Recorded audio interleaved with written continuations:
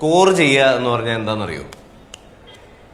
Score എന്ന് പറഞ്ഞാൽ ഈ എക്സാമിനൊക്കെ സ്കോർ ചെയ്യുക, ഈ സ്കോർ ഫോർ ആൻ എക്സാം അല്ല. അതായത് ഈ കഞ്ചാവൊക്കെ പോലത്തെ ലഹരി വസ്തുക്കളില്ലേ, അത് സംഘടിപ്പിക്കുന്നതിന്, അത് വാങ്ങുന്നതിന് കുട്ടികൾ ഉപയോഗിക്കുന്ന കോഡ് വാക്കാണ് സ്കോർ ചെയ്യുക എന്നുള്ളത്. അപ്പൊ ഈ ലഹരി സംബന്ധമായിട്ട് കുട്ടികൾ ഉപയോഗിക്കുന്ന ഇതുപോലത്തെ കുറേ കോഡ് വാക്കുകളുണ്ട്. അതിനെ പറ്റിയിട്ട് പഠിക്കാനാണ് ശരിക്കും പറഞ്ഞ ഇന്നത്തെ ക്ലാസ്. അപ്പൊ ലൈൻ ഇടുക എന്ന് പറഞ്ഞാൽ എന്താണെന്ന് അറിയോ?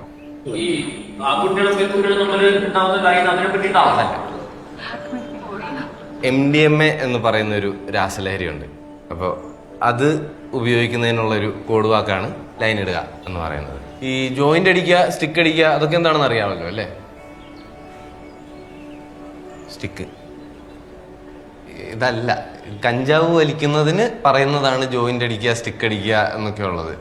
പൊടി അടിക്കുക അതെന്താണെന്നറിയോ?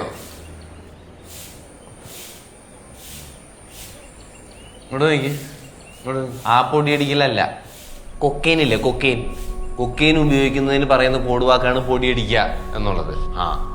പേപ്പർ ഇടുക എന്താണെന്ന് അറിയോ? അറിയോ അറിയോ അറിയോ പേപ്പർ ഇടുക അല്ല. LSD എന്ന് പറഞ്ഞിട്ടൊരു ഡ്രഗ് ഉണ്ട്, ഒരു രാസലഹരി വസ്തു ഉണ്ട്. അത് ഉപയോഗിക്കുന്നതിന് പറയുന്നതാണ് പേപ്പർ ഇടുക എന്നുള്ളത്. ഇനി പേപ്പർ തരുവോ അല്ലെങ്കിൽ പേപ്പർ ഉണ്ടോ എന്ന് പറഞ്ഞ് വേറൊരെണ്ണം കൂടെ ഉണ്ട്. അതെന്താണെന്നറിയാമോ? അതായത് ഈ കഞ്ചാവൊക്കെ റോൾ ചെയ്യാനായിട്ട്, അത് ചുരുട്ടാനായിട്ട് ഉപയോഗിക്കുന്ന ഒരു പ്രത്യേകതരം പേപ്പറുണ്ട്, റോളിംഗ് പേപ്പർ. അത് വാങ്ങാനായിട്ട് അല്ലെങ്കിൽ അത് ചോദിക്കുന്നതാണ് പേപ്പർ ഉണ്ടോ എന്ന് പറയുന്നത്. നിങ്ങളൊക്കെ ഭയങ്കര പോറാണ് കേട്ടോ, ഭയങ്കരമായിട്ട് ക്ലാസ്സസിൽ ശ്രദ്ധിക്കണം, എല്ലാവരും ട്യൂഷനൊക്കെ പോകണം, എങ്കിലേ ശരിയാവുള്ളൂ. ഓക്കെ, തമാശയല്ല, വളരെ സീരിയസ് ആയിട്ട് നോക്കുമ്പോൾ കുട്ടികളുടെ ഇടയിലെ ലഹരി ഉപയോഗം നിർത്താൻ ഏറ്റവും നല്ല ചാൻസ് ഉള്ളത് നിങ്ങൾ പേരൻസിന് തന്നെയാണ്. അവരുടെ കൂടെ ഏറ്റവും അധികം സമയം ചെലവഴിക്കുന്നത് ചിലപ്പോൾ നിങ്ങളായിരിക്കാം, അവരെ ഏറ്റവും അധികം കാണുന്നത് നിങ്ങളായിരിക്കാം. അപ്പോൾ ഇത് നിങ്ങൾക്ക് ചെയ്യണമെങ്കിൽ, അതായത് ലഹരി ഉപയോഗം നിർത്തണമെന്നുണ്ടെങ്കിൽ നിങ്ങൾ ഇവരിത് എങ്ങനെയാണ് ഉപയോഗിക്കുന്നതെന്ന് മനസ്സിലാക്കേണ്ടത് അത്യാവശ്യമാണ്. അതിനുവേണ്ടിയാണ് സത്യം പറഞ്ഞ ഇന്ന് ഈ ക്ലാസ് എടുത്തത്. നിങ്ങൾ പ്രധാനമായിട്ടും ശ്രദ്ധിക്കേണ്ട ഒരു കാര്യമുണ്ട്, കുട്ടികളുടെ സാമ്പത്തിക ഇടപാടുകൾ. അതായത് അവരുടെ കയ്യിലുള്ള പൈസ അവരെങ്ങനെ ചെലവാക്കുന്നു, ആ പൈസ എങ്ങോട്ട് പോകുന്നു, ഇതിന്റെ വിവരങ്ങളെല്ലാം നിങ്ങൾ ചോദിച്ചറിയണം. അതായത് ഇപ്പോ കോമൺ ആയിട്ട് വിപണിയിലുള്ള കുറച്ച് ഡ്രഗ്സിന്റെയൊക്കെ പ്രൈസസ് ആണ്. ഓക്കെ, ഇത് കുട്ടികൾ തന്നെ പോയി വാങ്ങണമെന്നില്ല, അവർ ചിലപ്പോൾ ഒരു ഗ്രൂപ്പായിട്ട് ഷെയർ ഇട്ടിട്ടൊക്കെ ആയിരിക്കും ഇത് വാങ്ങുന്നത്. അപ്പൊ അവരുടെ കയ്യിലുള്ള പൈസ എങ്ങനെ ചെലവഴിക്കുന്നു എന്നുള്ളത് നിങ്ങൾക്ക് കൃത്യമായിട്ട് അറിയാമെങ്കിൽ നിങ്ങൾക്ക് ഇത് കുറച്ചും കൂടി നന്നായിട്ട് ട്രാക്ക് ചെയ്യാൻ പറ്റും.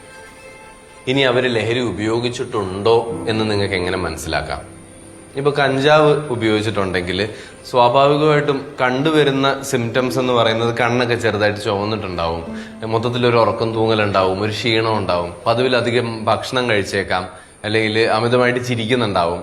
ഇങ്ങനെയുള്ള സിംറ്റംസ് ഒക്കെയാണ് പൊതുവായിട്ട് കണ്ടുവരുന്നത്. മറ്റ് ലഹരി പദാർത്ഥങ്ങൾക്കൊക്കെ കുറച്ചും കൂടെ അവർ എനർജറ്റിക് ആയിട്ട് നിൽക്കും, ഇവർക്ക് ഉറക്കമൊന്നും വേണ്ട, അല്ലെ അവരുടെ വാക്കിൽ തന്നെ പറഞ്ഞാൽ അവർ ഫുൾ ഓണായിട്ടായിരിക്കും നിൽക്കുന്നത്.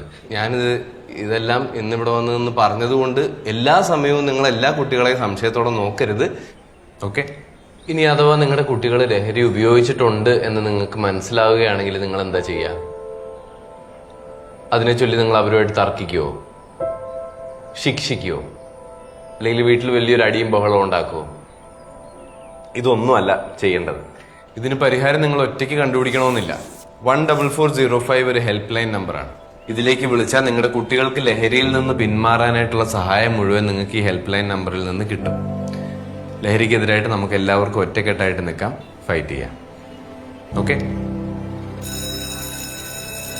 Class dismissed.